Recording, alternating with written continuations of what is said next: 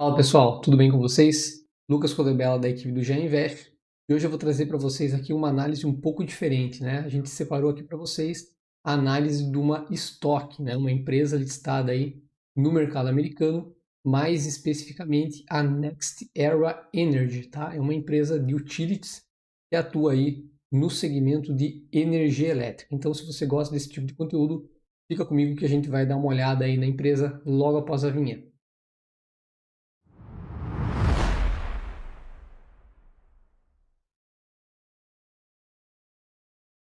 Então, aqui alguns recados importantes, né, pessoal?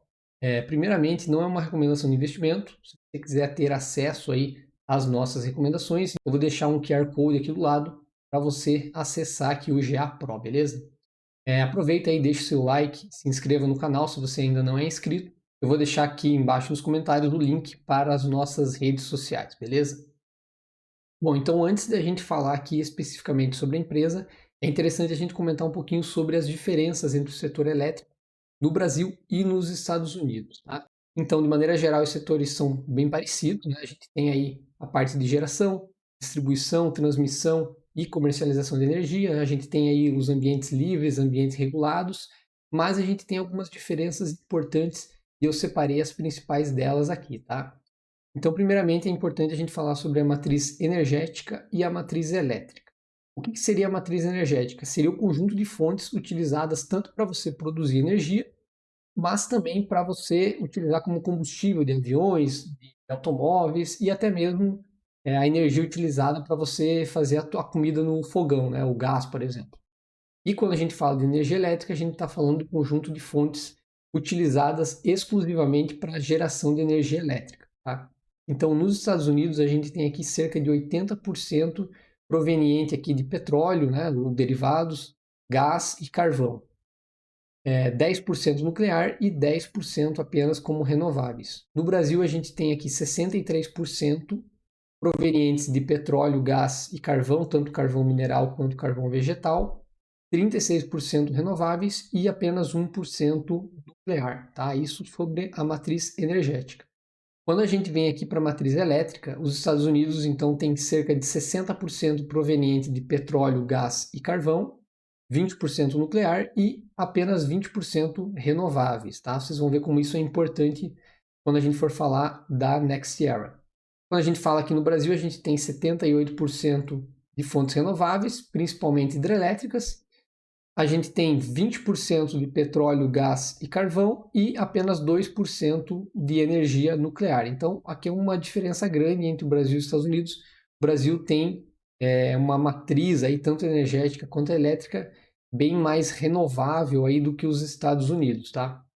Outra diferença importante que eu separei é com relação à malha de transmissão. Então, no Brasil, a gente tem uma malha de transmissão integrada e ela é controlada, né, pelo Sistema Interligado Nacional, né, o SIM.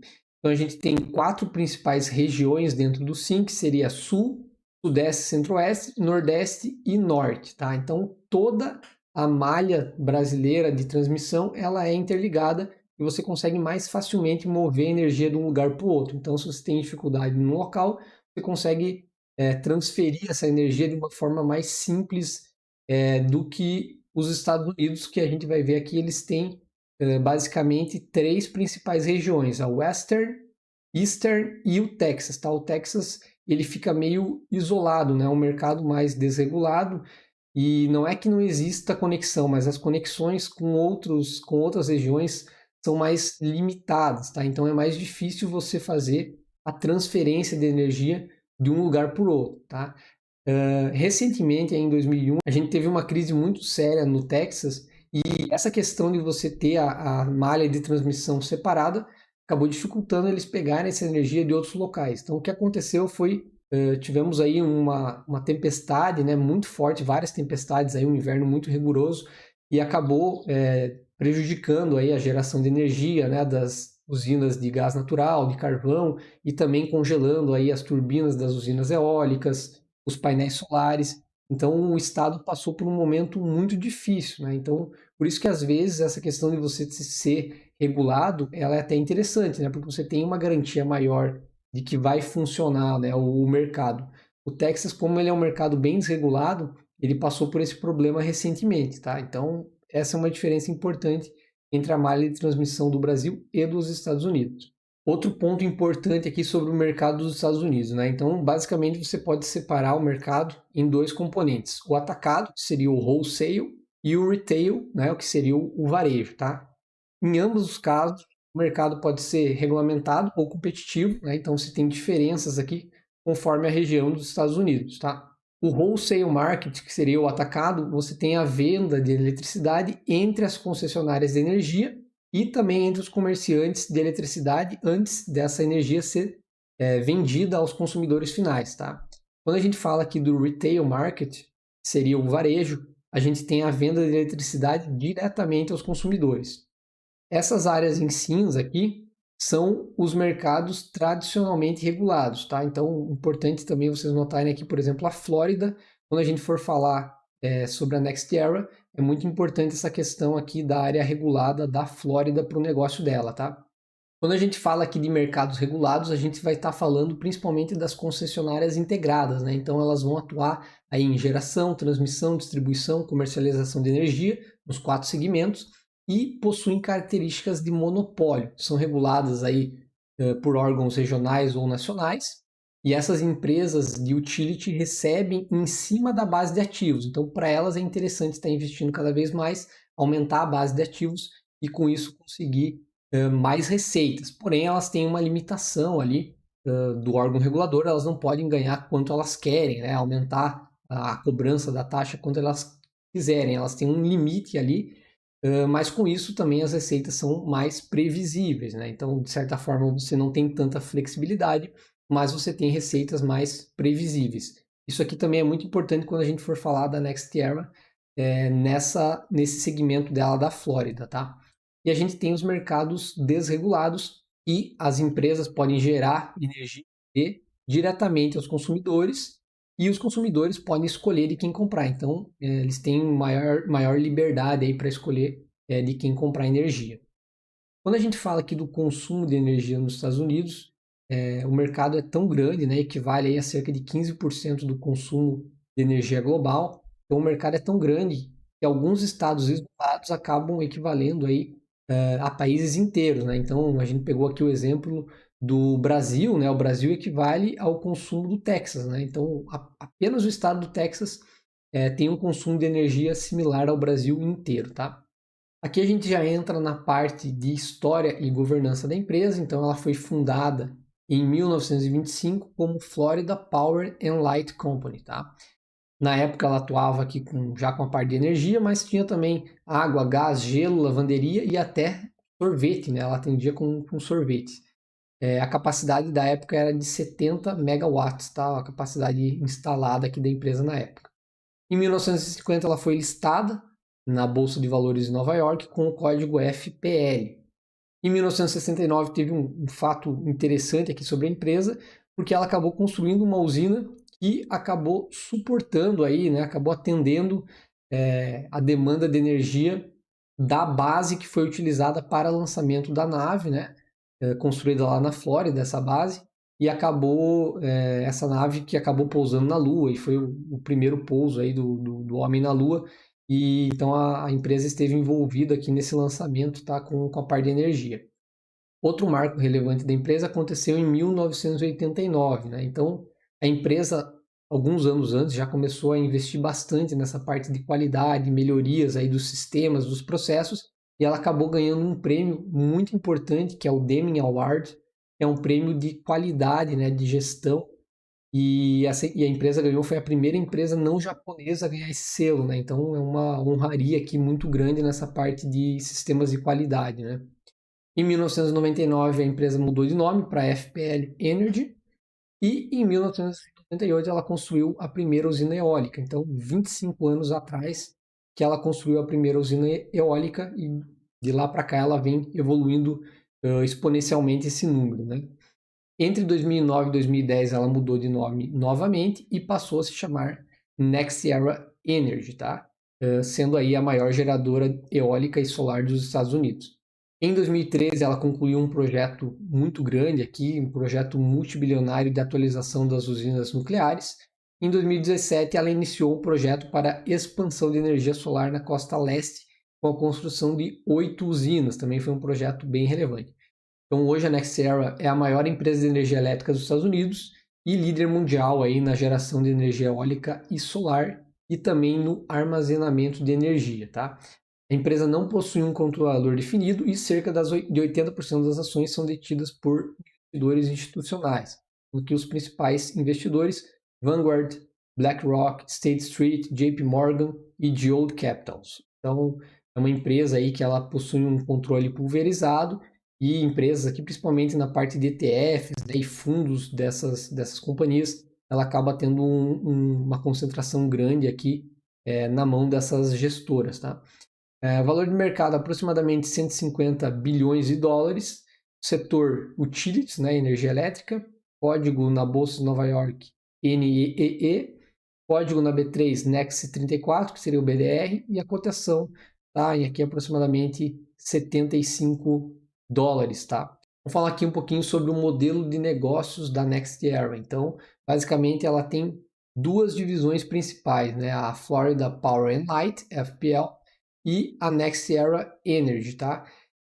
Dentro da Florida Power and Light, ela é responsável aqui pela distribuição de energia elétrica para mais de 5,8 milhões de clientes na Flórida ou 11 milhões de pessoas, tá?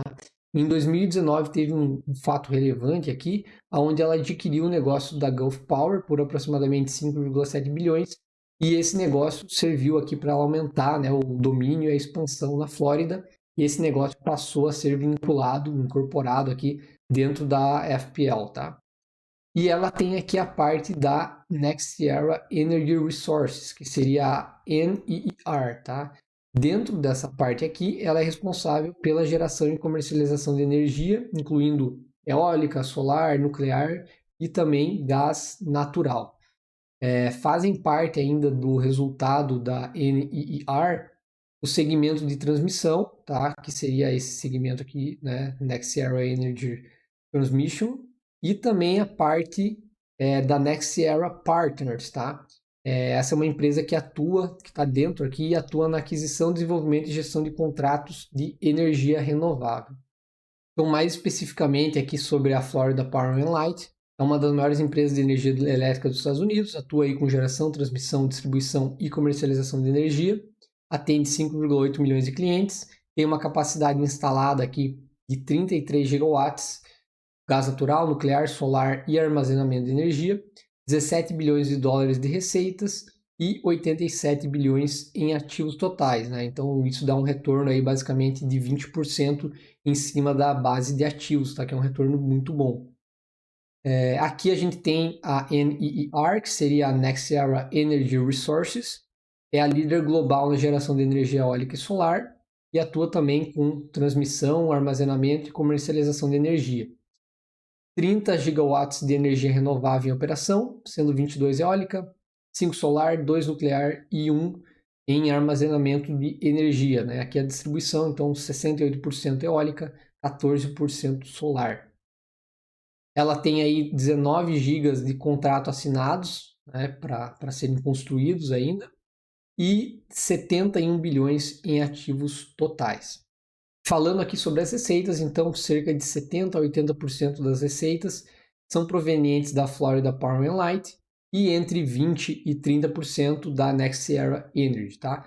Por que isso é importante? Porque ela concentra aqui a maior parte das receitas no negócio mais previsível, né? Que é um negócio regulado, onde ela consegue gerar um caixa melhor, né? Ela é uma cash call, né? Chamada, né? Uma vaca leiteira, aquela empresa que está sempre gerando caixa aí, e com isso você consegue reinvestir esse dinheiro gerado na NextEra Energy, que é um negócio que tem um risco maior, mas também um potencial maior de retorno. Então, de certa forma, tem uma sinergia muito boa entre os dois negócios da empresa devido a essa divisão de receitas, e ela consegue atuar tanto no ambiente mais regulado quanto no ambiente mais desregulado, né, um ambiente mais livre.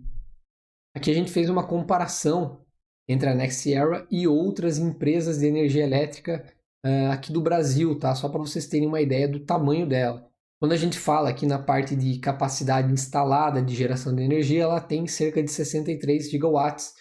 A Eletrobras, que é a maior geradora do Brasil, tem 42,5. A Engie, que é a maior geradora privada, 10,1 gigawatts de capacidade. A Copel, 6,7, Neoenergia, 5 e a CPFL, 4,4. Quando a gente fala aqui na parte de receitas, tá? Isso aqui está em bilhões de dólares por ano. A receita dela aqui é quase 21 bilhões de dólares, em comparação aqui com a Eletrobras 6,5, Engie 2,3, Copel 4,6, Neoenergia 8,1 e CPFL 7,5. Então, ela é muito maior aí do que essas empresas aí que a gente tem no Brasil, tá? Realmente ela é uma gigante aí no setor de energia elétrica. Falando um pouquinho aqui do histórico de resultados da empresa. Então, é uma empresa com uma performance muito sólida aí ao longo de várias décadas, tá? Tanto se você comparar com pares do setor, com índice, né, de empresas aí de utilities, quanto com o próprio S&P 500, é uma empresa que retornou muito aos seus acionistas, tá? Ela consegue crescer de maneira consistente, então a gente tem aqui na parte de lucro por ação desde 2007 até 2022, ela cresceu em média 8,3% ao ano, é algo bem relevante. Na parte de dividendos, um crescimento médio aqui de 9,9% ao ano, também desde 2007. Retorno total ao acionista, ela retornou 669%, tá? Considerando dividendos reinvestidos em 15 anos, tá? Nos últimos 15 anos. Alguns índices aqui, por exemplo, de tecnologia, 541%, de consumo discricionário, 379%, industrial, 226%, financeiro, 98% e energia, 75%. Nesse mesmo período, o S&P de Utilities retornou 190% e o S&P 500, 255%. Tá? Então, ela tem aqui uma outperformance, que seria uma performance superior ao índice de Utilities, de cerca de 480% nesses últimos 15 anos. Tá? É um retorno bem interessante, bem forte, tá? Aqui a comparação do lucro por ação, do crescimento do lucro por ação dela, de 2012 a 2022, já é outro período, tá? Então, nesses 10 anos, nessa década inteira aqui, ela retornou 9,8% de crescimento médio anual no lucro por ação, em comparação com alguns pares aqui, 7,4, 6,4, 5, 3,5, né? Então, a média, excluindo ela, é de 3,9%. Então, novamente, um retorno bem espetacular aqui da empresa. E na parte de dividendos por ação também, nessa última década, ela teve um crescimento aqui de 11% em comparação aqui com os pares, né? 6,7, 6,2, 5,4, e a média, excluindo ela, é de 3,3%. Então, é uma empresa com retorno bem superior aos pares, tá? E a gente colocou também o payout ratio da empresa nos últimos 10 anos, então, em média, ela distribuiu aí cerca de 59% aos seus acionistas e o resto ela consegue reinvestir aí no negócio, né? Ela investe bastante aí na parte de renováveis, também em linhas de transmissão, para você conseguir conectar esses projetos que geralmente são no interior ali dos Estados Unidos, né? Do país, para as áreas mais populosas, que são as áreas das costas, né? Para vocês terem uma ideia, então, em 2009, a capacidade de geração da empresa era 41% eólica, 37% gás natural e 1% solar, e hoje é 68% eólica, 5% gás natural e 14% solar. Então, ela teve que investir muito aqui nesses últimos anos para conseguir chegar, né, a essa diferença aqui da matriz dela, tá? Quando a gente fala aqui sobre caixa e dívida da empresa, entre 2000 e 2021, ou seja, 22 anos de investimento, a Nextera investiu 162 bilhões de dólares no negócio, tá? Incluindo aí a parte da Florida Power and Light e das energias renováveis. Isso dá uma média de 7,3 bilhões de dólares por ano, tá? É muita coisa. Para comparação, a gente colocou aqui a Engie Brasil, ela possui um valor de mercado de aproximadamente 6,4 bilhões de dólares, ou seja, nos últimos 22 anos a Nextera investiu mais do que uma Engie, né, por ano, tá? Só para vocês terem noção aí da quantidade de investimento que ela vem fazendo, tá? E nesse período ela fez aí aquisições importantes, usinas de gás, transportadoras de gás, sistema de transmissão Transbay Cable, expansão para o noroeste da Flórida com a Gulf Power, e além da Grid Alliance, que é um sistema com mais de 1.100 km de linha de transmissão. A gente vê aqui, pelo gráfico, que ela vem aumentando significativamente a sua dívida, né? Ela passou aqui, em 2013, cerca de 28 bilhões de dólares para cerca de 65 bilhões de dólares aqui no final de 2022, tá?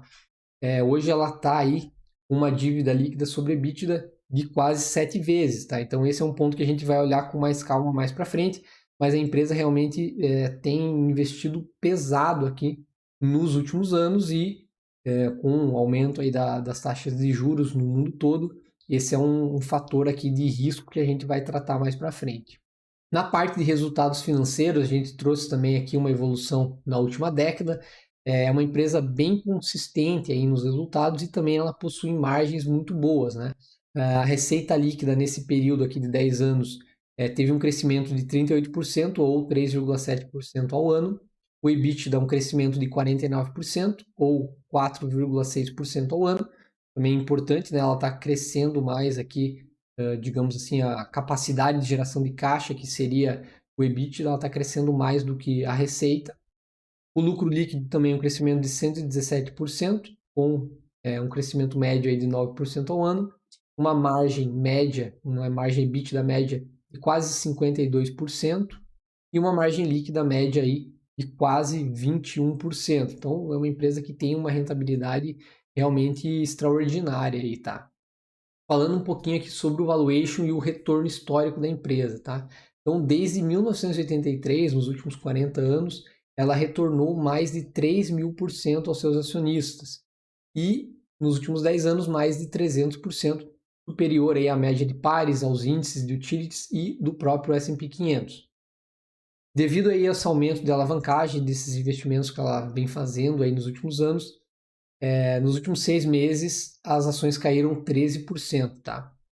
Geralmente é uma empresa que negocia acima dos seus pares, a gente pode ver aqui na comparação, né, o múltiplo preço-lucro aqui, ela está negociando hoje cerca de 36 vezes, enquanto os pares aqui similares cerca de 20, 21 vezes, tá?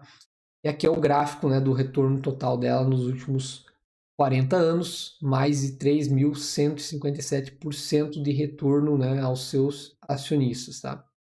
Pontos fortes e fracos. Então, ponto forte aqui da Nextera. Primeiro, a combinação de negócios, né? Como a gente já falou, a cash cow mais a crescimento. Ela tem ali uma segurança na parte da Florida Power and Light e ela consegue reinvestir esse caixa mais estável na parte de crescimento que seria a NextEra Energy, né? Então ela consegue fazer esse investimento em negócios mais arriscados aqui. Foco em renováveis, né? Ela tem esse braço forte aí na parte de renováveis, é um segmento que o pessoal tem valorizado bastante.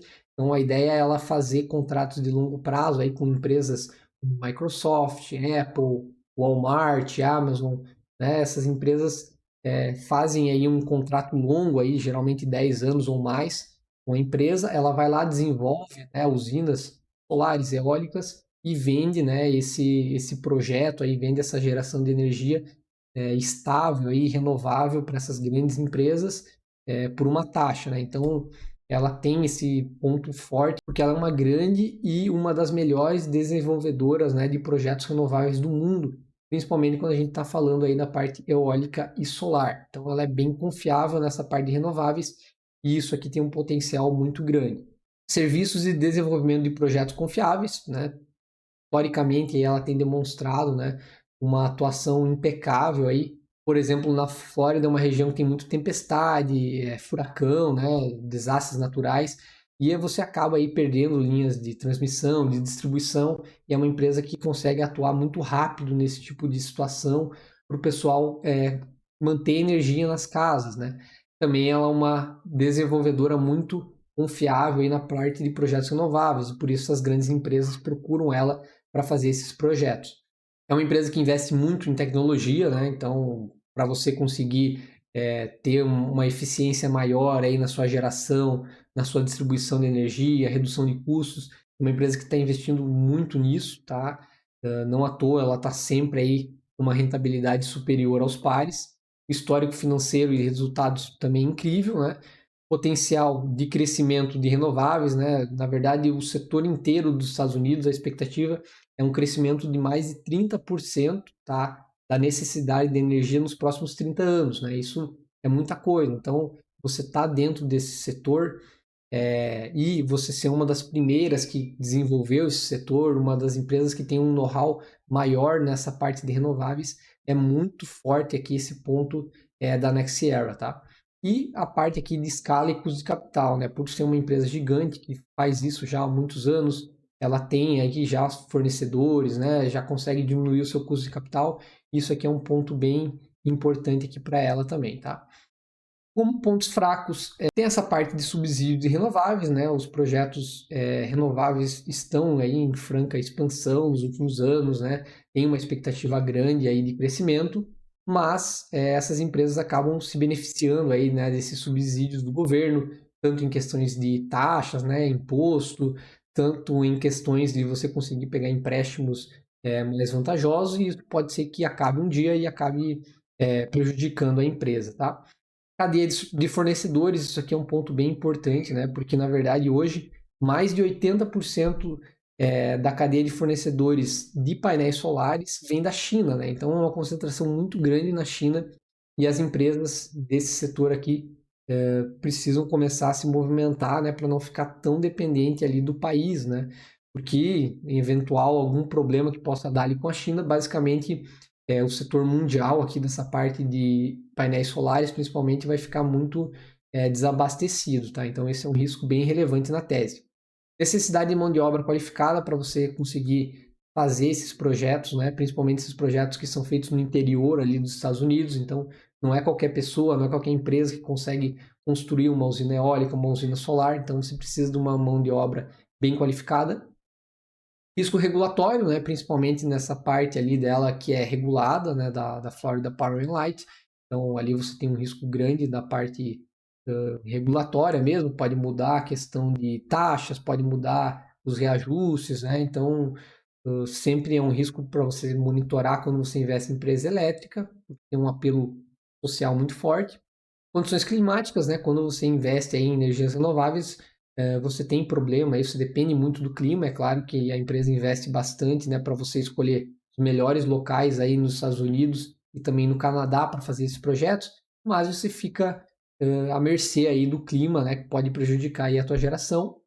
Alta necessidade de investimentos, então a empresa ela se beneficia do investimento, né? Ela precisa estar investindo tanto na parte regulatória dela ali para conseguir aumentar a base de ativos, quanto na parte de renovável, que é o mercado ali mais livre, para você conseguir fazer mais projetos, né? E conseguir estar aumentando aí a tua geração e as suas receitas. Então, ela tem investido bastante aí em renováveis e também em linhas de transmissão para ligar esses projetos para as áreas mais populosas aí dos Estados Unidos. Com isso, ela tem esse risco aqui do aumento da dívida, né? Então, a partir do momento que ela começa a focar muito no investimento, no CAPEX, e esquece, né, da geração de caixa, você aumenta a alavancagem. Esse é um risco muito grande que está ocorrendo com a empresa. A gente viu que a alavancagem dela cresceu muito, então é bom ficar de olho nessa alavancagem da empresa, tá? Então, pessoal, seria isso que eu separei para vocês aqui sobre a Nextera Energy. Espero que vocês tenham gostado aqui do nosso vídeo. Aproveita aí para compartilhar com seus amigos.